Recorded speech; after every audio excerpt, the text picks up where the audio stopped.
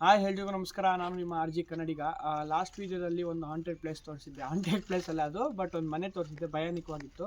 So ಅದೇ ಥರ ಆ ಮನೆ ಪಕ್ಕದಲ್ಲೇ ಇನ್ನೊಂದು ಮನೆ ಇತ್ತು, ಅದನ್ನೂ ವೀಡಿಯೋ ಮಾಡಿದೆ. ಒಂದೇ ವೀಡಿಯೋದಲ್ಲಿ ಹಾಕಿದ್ರೆ ಸರಿಯಾಗಲ್ಲ ಅಂತ ಹೇಳ್ಬಿಟ್ಟು ಮತ್ತೊಂದು ವೀಡಿಯೋ ಮಾಡಿದೆ.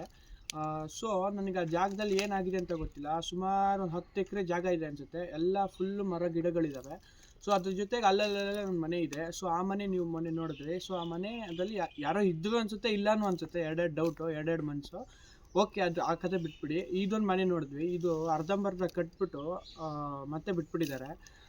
ಮೋಸ್ಟ್ಲಿ ಜಾಗಕ್ಕೆ ಏನಾದರೂ ಪ್ರಾಬ್ಲಮ್ ಇದೆಯಾ ಏನು ಎತ್ತ ಅಂತ ಏನು ನಮಗೇನು ಗೊತ್ತಿಲ್ಲ.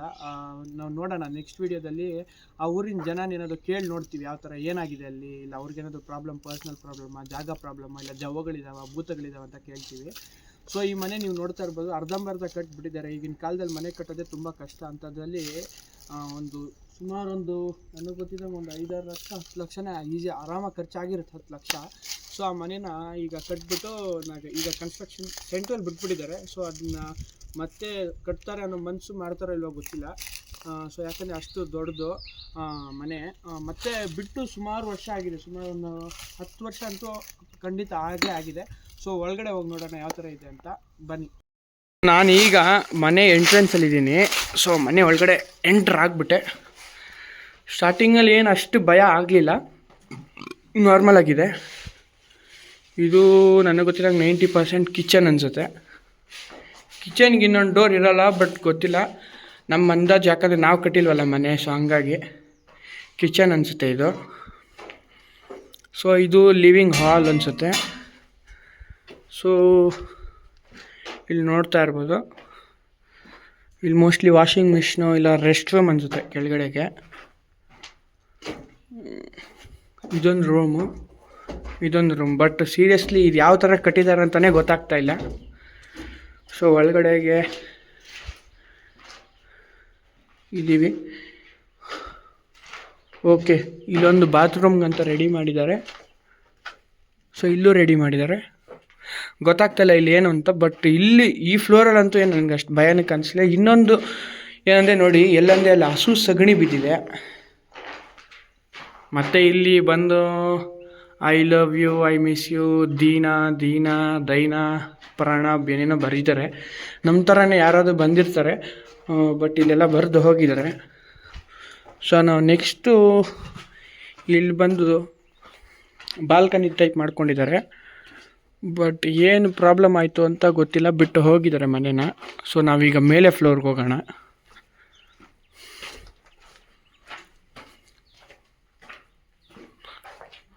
ಒನ್ 8/2021, ಇವಾಗ 2025, 4 ವರ್ಷ ಆಗಿದೆ ಬರೆದು. ಸೊ ಅದಕ್ಕೆ ಮುಂಚೆ ಎಷ್ಟು ವರ್ಷ ಆಗಿತ್ತು ಏನೋ ಗೊತ್ತಿಲ್ಲ.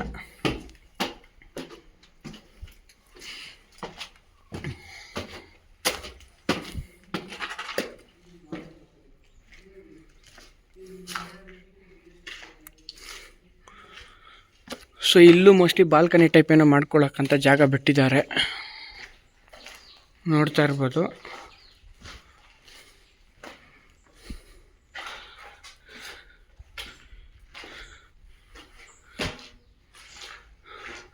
ಸೊ ನಾನು ಹೇಳ್ದಂಗೆ ಜಾಗ ನೋಡಿ, ಜಾಗ ಯಾಕೆ ಭಯ ಆಗುತ್ತೆ ನೈಟ್ ಟೈಮ್ ಬಂದರೆ ಅಂತ ಹೇಳ್ದಂದ್ರೆ ಸ್ಟಾರ್ಟಿಂಗಲ್ಲಿ ಇದೇ ಕಾರಣಕ್ಕೆ. ಯಾಕಂದರೆ ಸುತ್ತ ಕಾಡಿದ್ದಂಗಿದೆ.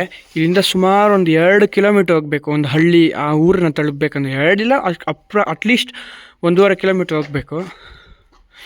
ಇಲ್ಲಿ ಯಾವುದು ಮನೆಗಳಿಲ್ಲ. ಆ ಮನೆಗೆ ಅವ್ರವ್ರು ಕಾಂಪೌಂಡ್ ಹಾಕಿ ಇಟ್ಕೊಂಡಿದ್ದಾರೆ, ನೋಡ್ತಾ ಇರ್ಬೋದು ವೀಡಿಯೋಲ್ಲಿ. ಇಲ್ಲೊಂದು ಈಗೇನೋ ಕಟ್ತಾ ಇದ್ದಾರೆ.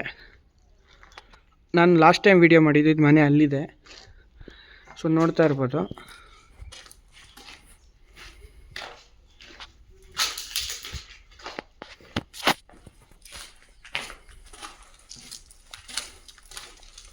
ನೋಡಿ ನಮ್ಮ ಜನ, ನೀನು ದೆವ್ವದ ಮನೆ ಆದರೂ ಇರಲಿ, ಭೂತ ಮನೆ ಆದರೂ ಇರಲಿ, ನಾನು ಬಂದು ಎಣ್ಣೆ ಹೊಡಿತೀನಿ ಅಂತ ಎಣ್ಣೆ ಹೊಡಿತಿದ್ದಾರೆ.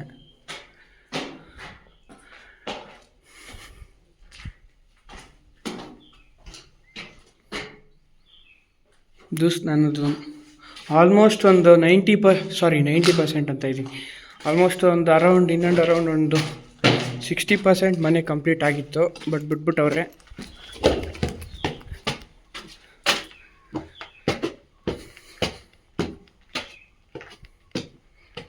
ಸೊ ಇಲ್ಲಿ ಮನೆ ಟಾಪ್ ಟೆರ್ರಸಲ್ಲಿ ರಾಕಿ ಅಂತೆ.